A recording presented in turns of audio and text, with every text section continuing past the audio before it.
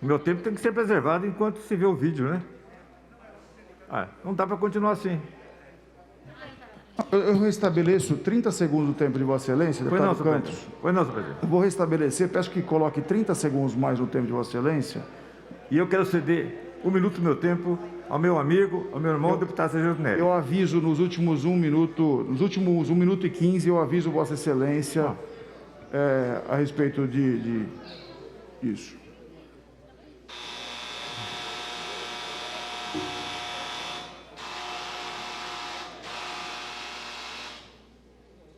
Mas eu dizia, presidente, que eu acho lamentável, profundamente lamentável, o comportamento de alguns deputados em relação a Vossa Excelência. Não é o deputado Cauê Macris, que é um simples deputado como Campos Machado, Sargento Nery. É o presidente da casa. Tem que ter é o sargento com o capitão com o major, desculpe. Eu tenho um irmão brigadeiro, mas tem que ter o respeito de um tenente para com ele. Eu posso não concordar, mas não posso ofender o deputado-major Meca. Por isso, senhor presidente, toda vez que eu estou falando, a senhora Pascoal faz questão absoluta de vir aí para interromper a minha fala. Em sinal de protesto, eu vou passar o meu tempo ao deputado Sargento Nery e pedir que a senhora Pascoal tenha, pelo menos, respeito aos seus colegas da casa. Por favor, deputado Sargento Nery. Por favor. Posso me... Estou abrindo mão pela falta de respeito da senhora Pascoal. O deputado Sargento Nery.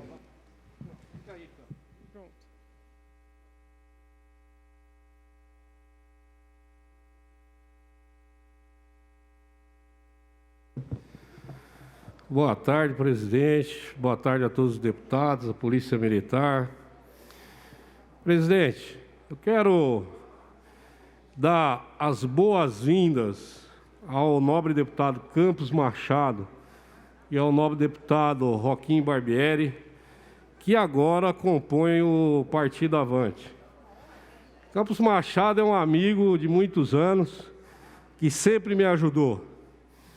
E como lealdade a essa amizade, fiz questão de assinar para que ele fosse o líder do Partido Avante. Até pelo seu histórico, pelo seu know-how político. Então, Campos, é uma honra estar ao seu lado, como estive ao seu lado no PTB.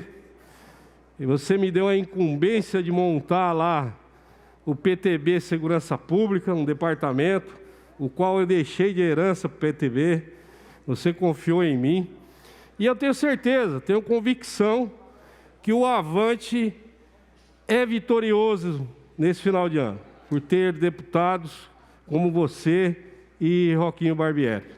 Tenho convicção que o seu trabalho fará com que o Avante cresça no estado de São Paulo e você pode contar sempre com esse amigo, com esse irmão, que hoje estará ao seu lado, tentando fazer um trabalho para que seu nome e o do partido cresça cada vez mais. Porque você merece muito mais que um Avante e um partido que te dê respaldo. Você merece respeito da sociedade e de qualquer partido. Obrigado por ter vindo para o Avante. Será um prazer labutar ao seu lado. Obrigado. Obrigado, presidente. Pela ordem, senhor presidente. Pela ordem, deputada Janaína Pascoal. Para encaminhar pelo TSE. Tenha a palavra, Vossa Excelência.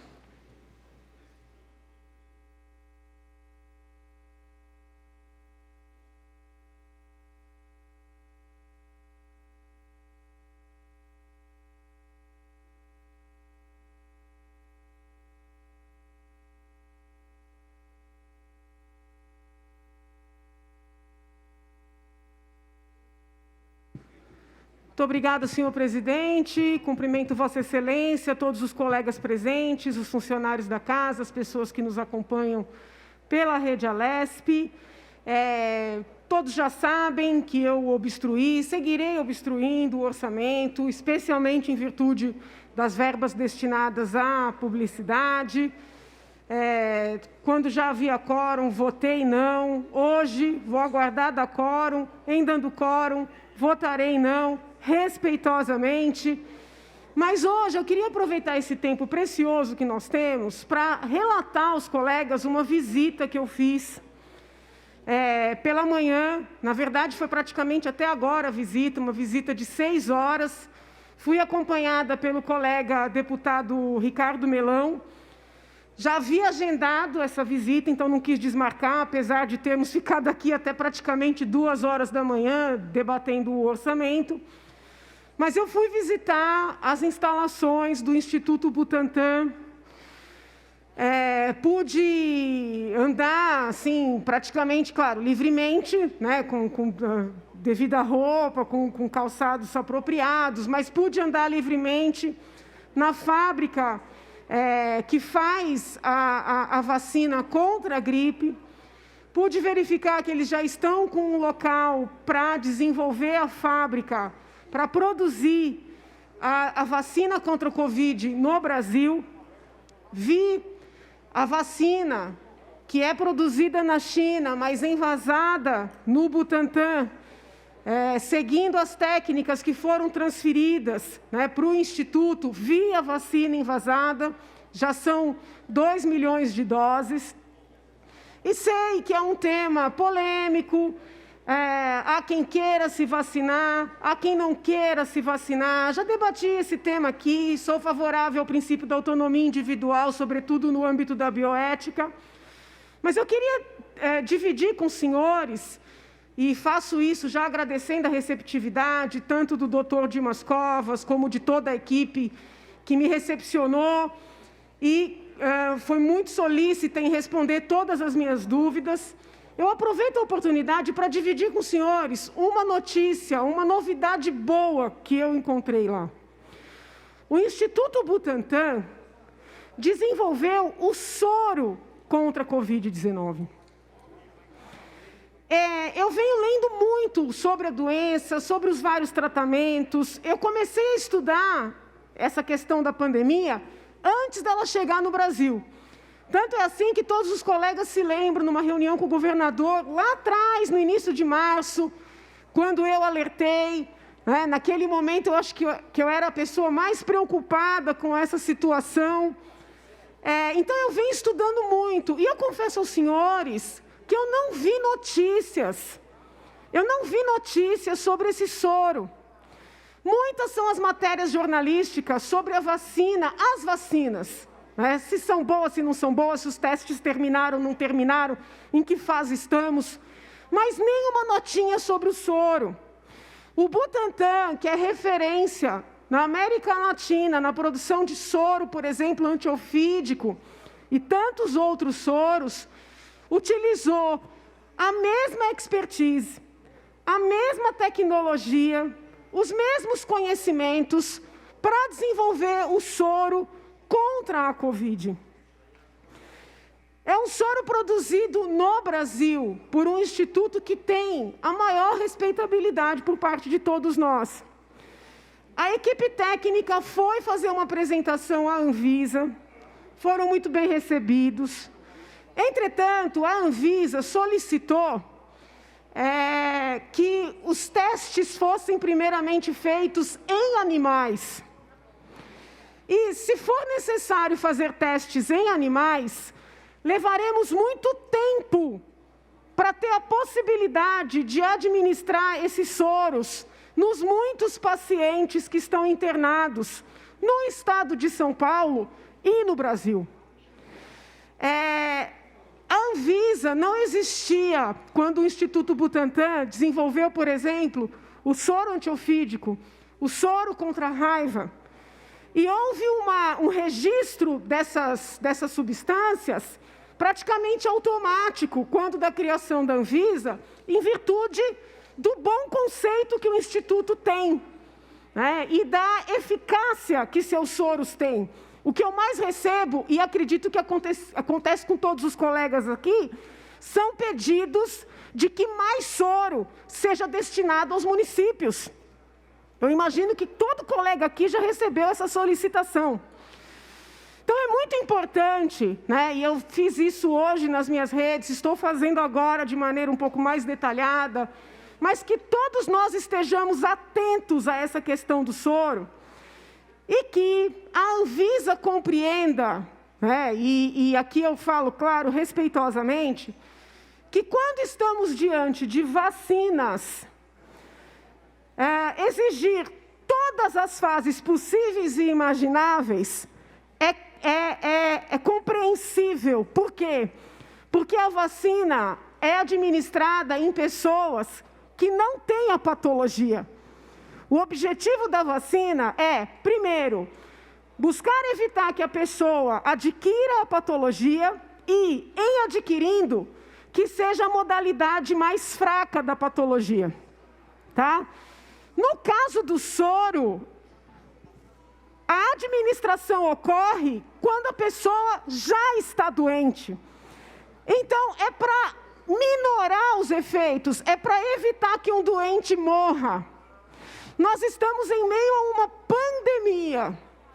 Nós estamos numa fase de crescimento da contaminação e dos óbitos. Ontem foram quase 1.000. E sabemos que faltam dados a serem computados ainda. Desse modo, eu entendo que seria muito importante que a Anvisa avaliasse liberar os testes com o soro desenvolvido pelo Butantan. Toda a fase de desenvolvimento no Brasil, seguindo a tecnologia que tem mais de 100 anos. Porque as pessoas que serão acompanhadas nesses estudos já são doentes. Então, os testes funcionarão como uma forma de tratamento. Nós não podemos tirar essa chance dos pacientes. Nós não podemos privá-los, né, de uma modalidade de enfrentamento à doença. Então, os senhores perceberam que, desde o princípio da discussão da vacina, eu tenho sido mais cautelosa do que o cauteloso. Porém, no que concerne ao soro, não é que eu deseje abandonar a cautela, mas eu entendo que temos que entender, né, que reconhecer que o problema existe e é uma modalidade de enfrentamento. Eu venho falar publicamente do tema porque para mim foi uma surpresa, pude perguntar para alguns colegas a respeito e senti que, como eu, os colegas também não sabiam da existência desse soro.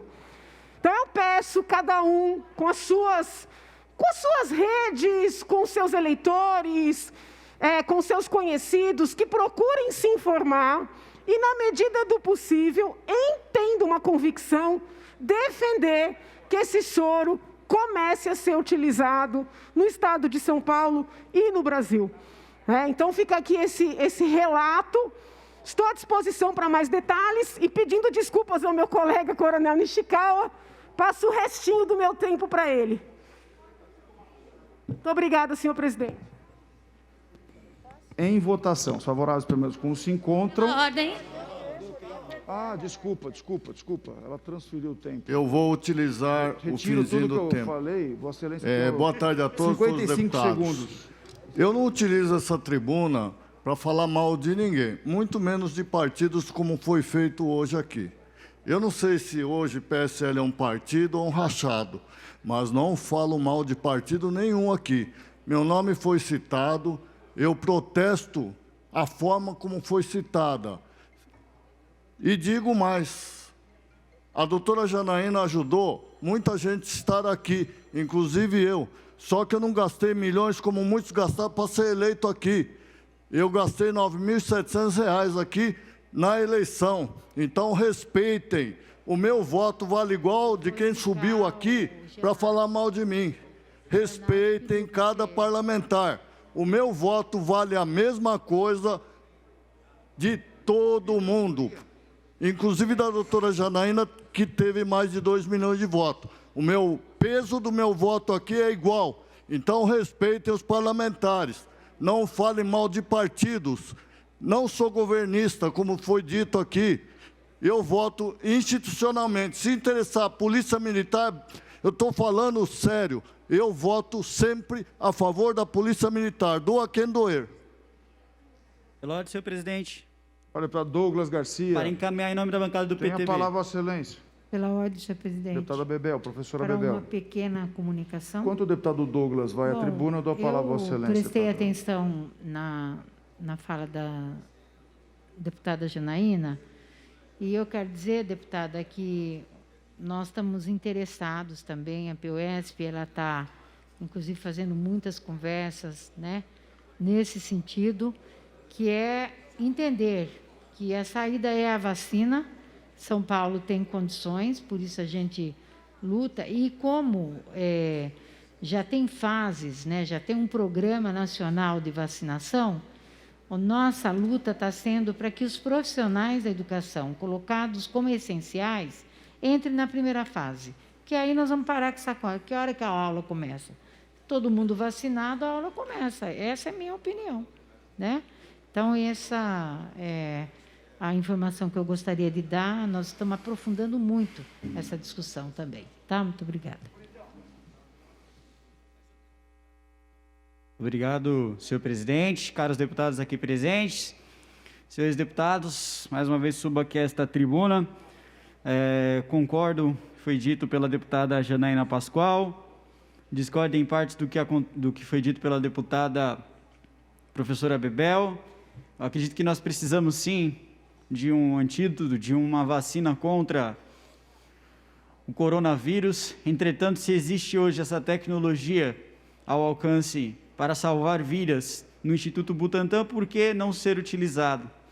É necessário que a Anvisa faça urgentemente, só para terminar a lógica, professora Bebel, urgentemente o repasse daquilo aquilo que o Instituto Butantan necessita. O que nós não podemos, de forma alguma, permitir, professora Bebel, e aqui eu gostaria de pontuar com a senhora, é essa questão da obrigatoriedade que o governador do Estado de São Paulo quer trazer. E infelizmente, agora, ao que tudo indica, o Supremo também entende assim. Entretanto, as pessoas elas têm o direito à liberdade de escolha, as pessoas elas têm o direito de poder escolher se elas querem ou não ser vacinadas, e isso é muito importante. O Estado ele não pode agir dessa forma tão violenta, o Estado ele não pode agir dessa forma de fazer com que as pessoas sejam basicamente arrastadas para o hospital. Deputado, mas eu tenho certeza que uma parte. é que encaminhamento, Eu vou ser eu bem acredito que não... Deputada Bebel, não cabe a parte de encaminhamento. Eu com certeza daria uma parte para a senhora, com toda a delicadeza, com todo o respeito. Entretanto, infelizmente, não cabe a parte em encaminhamento.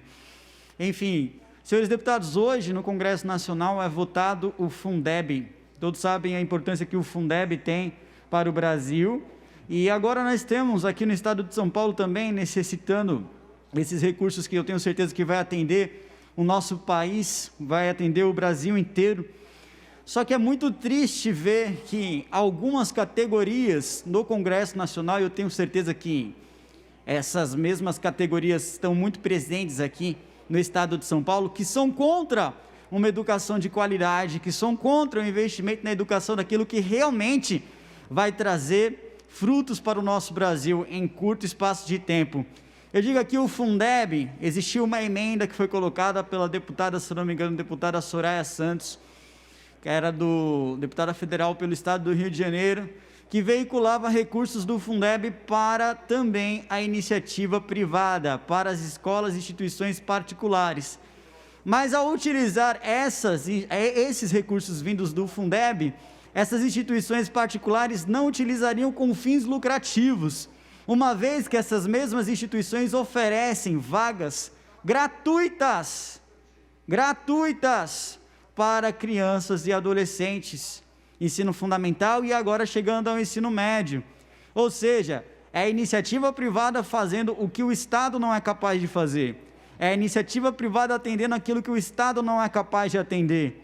E, infelizmente, através de articulações espúrias no Congresso Nacional, foi retirado essa emenda no Senado e agora se encaminha para a Câmara dos Deputados. Eu aproveito esse momento para solicitar e fazer um apelo aos deputados federais, já que isso também impacta aqui no estado de São Paulo, para que voltem com essa emenda que foi rejeitada pelo Senado e aprovem essa emenda, porque as instituições particulares que prestam serviços gratuitos de educação a crianças e adolescentes também são tão importantes quanto as escolas públicas. Essas instituições, escolas comunitárias, instituições confessionais, instituições que atendem crianças carentes, precisam também dessa retaguarda do Estado. Não é justo fecharmos os olhos e virarmos as costas para aqueles que estão fazendo um serviço que o Estado não é capaz de fazer. E, infelizmente, isso foi rejeitado no Senado. Eu espero que a Câmara dos Deputados venha a aprovar recursos do Fundeb também para instituições que prestam serviços gratuitos a crianças e adolescentes. Agora, voltando aqui, falando a respeito do tema que está sendo encaminhado, que é a redação final da Lei Orçamentária Anual para o exercício de 2021. É lamentável que essa Assembleia tenha aprovado ontem um mérito da LOA, do orçamento para 2021. É lamentável que essa Assembleia tenha se posicionado dessa maneira, mesmo sabendo das irresponsabilidades do governador durante todo o seu mandato, mesmo sabendo, e aqui eu quero trazer até mesmo alguns exemplos do quanto o governador do estado de São Paulo, ele foi irresponsável, do quanto o governador do estado de São Paulo, ao invés de cuidar da população, resolveu colocar máscara em trem.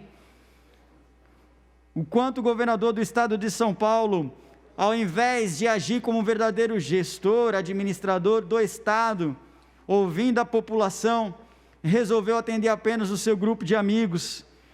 Pacientes com câncer estão sem atendimento médico há vários meses no Hospital Estadual Heliópolis. Senhores, querem mais? Tenho mais aqui. Falta de remédios na farmácia do Hospital Estadual Mário Covas, em Santo André. Senhores, querem mais? Tenho mais aqui. Passaria aqui a tarde inteira falando o quanto o governador do estado de São Paulo falta com a sua responsabilidade em administrar, em enviar recursos para a área de saúde, principalmente nesse momento de pandemia que nós estamos vivendo. E vocês sabem o que mais me deixa incomodado? É saber que nós aprovamos um orçamento que tem menos de 800 milhões de reais para a área de saúde e 150 milhões de reais para a área de publicidade e propaganda. Ah, deputado Douglas Garcia, como isso está ficando repetitivo? É para ficar repetitivo mesmo. Eu lembro de um discurso da deputada Mônica aqui na tribuna, falando que a única arma que a gente tem é a fala, que a gente cansa pela fala, vencemos pelo cansaço, não é verdade, deputado Barba? Então que seja, vamos falar, vamos dizer a verdade, vamos encher o saco do governo do estado, vamos falar todo santo dia, porque nós somos parlamentares e fomos eleitos justamente para falar o quanto o governador do estado de São Paulo não é capaz de ocupar o cargo que hoje ocupa, o quanto o governador do estado de São Paulo cospe na cara de milhões de paulistas, o quanto o governador do estado, se Deus quiser, se Deus quiser, eu tenho certeza absoluta de que esse dia vai chegar, assim como o senhor governador Witzel, o governador Carlos Moisés, e muitos outros governadores espalhados pelo Brasil inteiro receberam a visita do Uber, da Polícia Federal, há de chegar o dia em que o Palácio dos Bandeirantes também acordará com uma surpresa. Há de chegar o dia em que o Palácio dos Bandeirantes, já combinando com a sua cor completamente escura, receberá a visita do Uber preto da Polícia Federal. E o senhor governador do estado de São Paulo ficará em maus lençóis. Por que, senhores, eu digo isso? Porque nós tivemos, nos últimos meses, aqui desta Assembleia Legislativa, principalmente aprovado, o estado de calamidade e rios de dinheiro saindo desta Assembleia, jorrando dos cofres públicos, do Tesouro Paulista, para o governador gastar à vontade, da forma que melhor lhe convier, do jeito que ele bem entender, sem nenhum tipo de fiscalização, porque era sem licitação, produtos superfaturados, empresas com fachada para lá de estranha, deputados indo procurar empresas que produziam aventais e máscaras e foram parar na casa de não sei quem, que estava registrado no CNPJ, deputados sendo impedidos de entrar em hospital de campanha. Todas essas coisas eu trouxe ontem, trouxe anteontem, vou trazer hoje, vou trazer amanhã novamente, vou repetir, vou representar no Ministério Público, vou acionar a Justiça, no Ministério Público Federal também, se for necessário, mas eu não vou descansar, Porque, senhores, o que está acontecendo é um absurdo. O governador do estado de São Paulo, além de agir de forma completamente estranha com relação ao dinheiro, ao orçamento, ao tesouro, ele esconde as coisas, esconde contrato, esconde cláusulas, não é transparente, não responde objetivamente a nenhuma pergunta que os deputados dessa casa fazem, e é contrato que vaza para a empresa, para a imprensa, e contrato que nunca chega nesta Assembleia. Inclusive falta, infelizmente, a esta Casa de Leis, apesar de possuir uma grande história e uma tradição inquestionável, falta a esta Casa de Leis energia suficiente para poder cobrar do Poder Executivo, fiscalizando e deixando de ser cega, porque a Assembleia de São Paulo está completamente cega. A Assembleia de São Paulo deixou de fiscalizar os atos do Poder Executivo e passou a ser subserviente ao governador, se dobrando às vontades do governador, o que é uma verdadeira vergonha, senhores. Eu torço para chegar o dia em que os deputados desta Casa de Leis serão maioria contra o PSDB, e eu sei, eu vou estar vivo quando este dia chegar, e nós vamos destituir os tucanos do estado de São Paulo. Muito obrigado, senhor presidente. Pela ordem, senhor presidente. Pela ordem, tem uma a palavra. comunicação? Tem uma comunicação. Só pergunto se tem mais algum encaminhamento. Pela Aí eu já ordem. peço para se dirigir à tribuna enquanto Vossa Excelência faz a comunicação. Deputada... Quero indicar a deputada Isa Pena para encaminhar pela bancada Tem a do palavra, PSOL. deputada Isa Pena. Enquanto ela se encaminha à tribuna, passo a palavra a Vossa Excelência, Senhor deputada presidente, Vossa Janaína. Excelência é testemunha de que eu participo de todas as reuniões mensais com o governador, e eu pleitei ao governador publicamente por todos os bons projetos que aparecem no meu gabinete, por todos os pacientes que fazem queixas. E há uns 2 ou 3 meses, eu apresentei ao governador um projeto brilhante de um professor de neurociência, um cirurgião neurocientista, aqui de São Paulo. Eu expliquei ao governador que ele desenvolveu uma técnica que não existe no mundo, e que São Paulo, que tem um governador que fala que ama ciência, deveria apoiar. O governador disse que ele pessoalmente queria ajudar esse projeto de pesquisa. O professor precisava de 1 milhão, tudo público, tudo oficial, para montar esse projeto. Eu falei isso na reunião de deputados, algum colega vai lembrar. Hoje, estranhamente, a sua assessora ligou agora no meu gabinete, dizendo que eu tenho que cadastrar uma coisa que o governador disse que ia fazer como emenda voluntária. Então, quero dizer o seguinte: eu não sou prostituta, deputado Carlão. Sim, senhor. Faz 3 meses que o governador disse numa reunião que ia abraçar um projeto de ciência. Eu falei isso na frente dos colegas. E esse homem está me tratando feito uma prostituta. Ontem até as 2 da manhã eu obstruí por convicção. Como na véspera de uma votação, a sua assessora liga para minha assessora e diz assim: tem que cadastrar no sistema como emenda voluntária um projeto que o governador disse que tinha abraçado. Deputado Janaína. O senhor não tem moral para presidir essa casa. Deputado Janaína. Não me dirija a palavra, Não, nunca por mais, favor, doutor, porque eu não sou deputada. prostituta. Deputada Janaína, Eu ia pedir, por só um favor, minuto, deixa eu só deputado pedir uma Carlão, coisa depois para a o senhora. Carlão. Isso é da Casa Civil, não tem nada a ver com a senhora. Se houve isso, teve um equívoco, pelo amor de Deus, deputada. Não, doutora, não faz assim, não. Oi? Meu Deus. Para dar continuidade na sessão, eu passo a palavra à deputada Isa Pena. Presidente, eu queria pedir a atenção de todos os colegas, por gentileza. Hoje eu realmente não estou... Presidente, eu queria que você pedisse a atenção dos colegas, por gentileza. O que eu vou relatar agora é muito grave. Preservado o tempo, deputada, peço para recompor o tempo.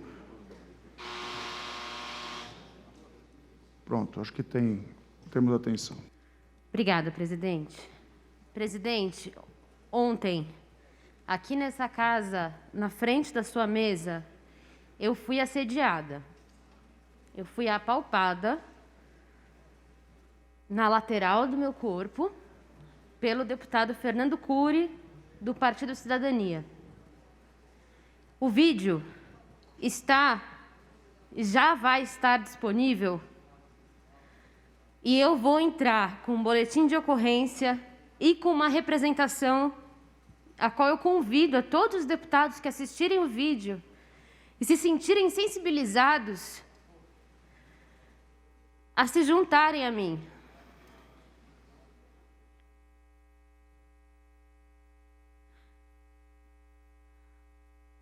O corpo. Eu estou pedindo pelo direito de ficar de pé e falar com o presidente da Assembleia Legislativa sem ser assediada. Eu não consegui dormir hoje, então, para quem está esperando assim, um excelente discurso, não vai acontecer. Eu quero... Imaginem vocês, homens, quantas vezes por dia vocês têm medo de passar por uma situação dessas? De serem estuprados? Nós que somos mulheres, desde pequena, a gente é ensinado que isso pode acontecer com a gente cresce com esse medo. A gente cresce, inclusive, com a ideia e com a noção de que se isso acontecer, vai ser ruim para a gente. E que a gente precisa fugir dessas situações. E que a gente não pode dar brecha nessas situações. Esse senso comum machista, que é o do a roupa curta, é um convite para o estupro, nem mesmo existia aqui. Eu sou uma deputada, eleita com 53 mil votos. Luto pelo direito das mulheres, luto contra o assédio. Tive um projeto de lei aqui aprovado que se chama Dossiê Mulher Paulista, que foi vetado por esse governador. Isso tudo está gravado em vídeo, presidente. O vídeo está disponível ali. Se você não deixar com que os meus colegas tenham acesso, entender que sim, é uma exceção, e que exceções elas têm que acontecer para que isso que aconteceu ontem não vire a regra. Você tem uma filha, Cauê. Eu estou apelando aqui para um senso comum que eu nem acho que a gente devia apelar, porque só pelo fato de eu existir, eu mereço respeito. Ontem eu cheguei aqui nesse plenário e estava todo mundo falando, ou alguns deputados conversando,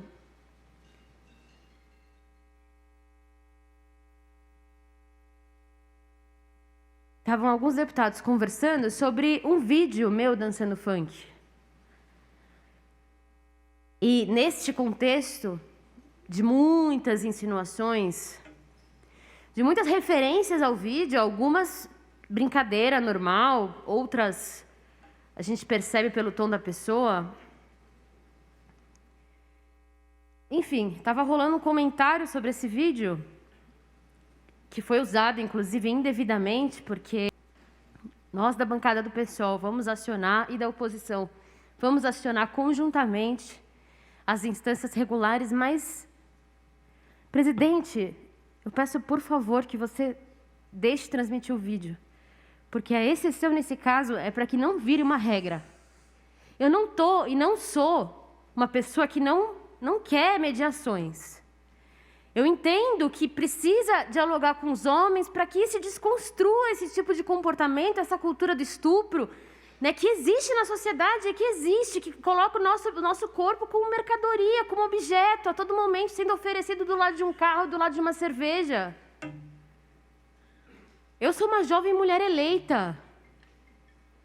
Eu tenho o direito de estar aqui, sem ser apalpada, sem ser assediada. E eu choro, mas é de raiva. É de raiva de perceber que eu não sou tão gente para alguns deputados aqui como vocês todos são.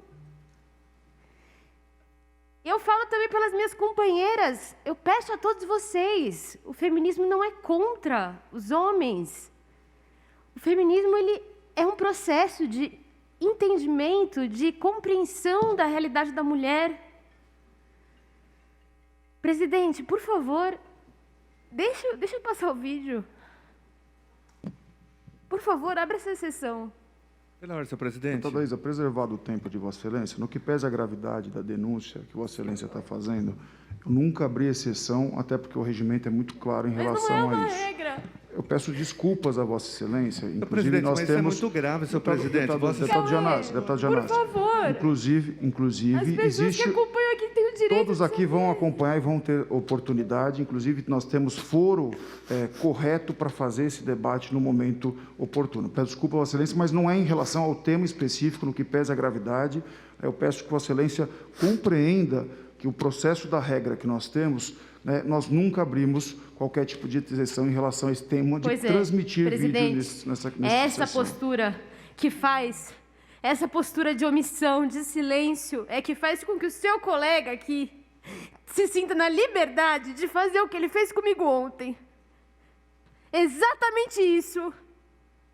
É não entender que não há igualdade aqui entre nós. Não há, porque eu sou uma mulher. Eu fui assediada, isso não aconteceria com você. Mas pode acontecer com a sua filha algum dia. Essa é uma realidade das mulheres. Eu peço de novo, por favor, deixa eu colocar o vídeo, Cauê. Por favor. Senhor presidente. Por favor, Cauê.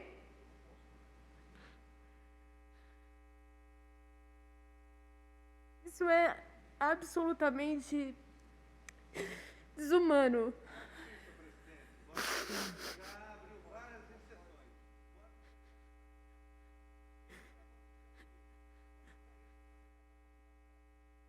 Ontem, presidente, você me disse...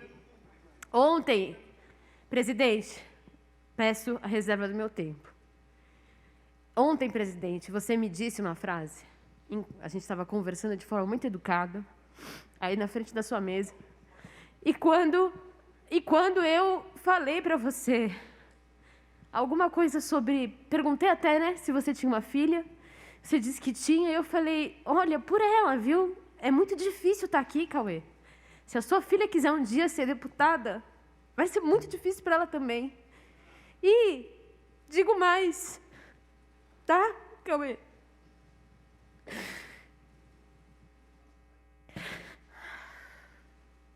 E digo mais. Você me disse ontem, e eu entendi a lógica que você disse, que ser feminista fazia da minha vida mais difícil. Você disse no sentido de que eu estava lutando contra o machismo, que é uma coisa muito forte na sociedade. Eu sou honesta, eu não brinco com assédio. E eu quero dizer para vocês que é justamente o contrário, porque a maior parte das mulheres que podem estar do lado de vocês, podem estar sofrendo isso, só que em silêncio. Em silêncio. Sozinhas. Achando que a culpa é dela.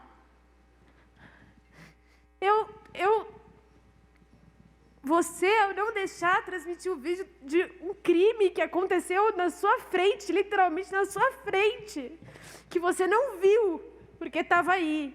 Isa, só um minuto, preservado o tempo de Vossa Excelência. Eu não estou impedido de Vossa Excelência. Não me interrompa, então, pelo menos, presidente. Perfeito, desculpa. Não me interrompa. Já que não vai deixar... Não, não me interrompa. Não, é só para deixar claro que a questão não é eu estou proibindo de passar o vídeo. Vossa Excelência pode e tem o foro. Todos os parlamentares... Você tem o poder, presidente? Todos os parlamentares que estão aqui sabem... Você tem o poder de deixar? Existem momentos então em que o regimento permite, a sua momento escolha. que o regimento não permite. Seja não permite o regimento e no foro oportuno... Não me interrompa. Vossa Excelência vai ter oportunidade. Não me interrompa. Eu vou votar para Vossa Excelência. Não me interrompa. Espero que agora você não me interrompa mais. O feminismo, ele só vem para dizer para as mulheres que isso acontece, isso está errado. Mulheres que estão me ouvindo agora e que vão ver essa denúncia, saibam disso. Saibam que é importante denunciar. E que hoje é esse tipo de postura aqui. Infelizmente, Cauê, eu esperava de você diferente, de verdade. Eu esperava um mínimo de sensibilidade, até pelo que você me falou ontem. Agora,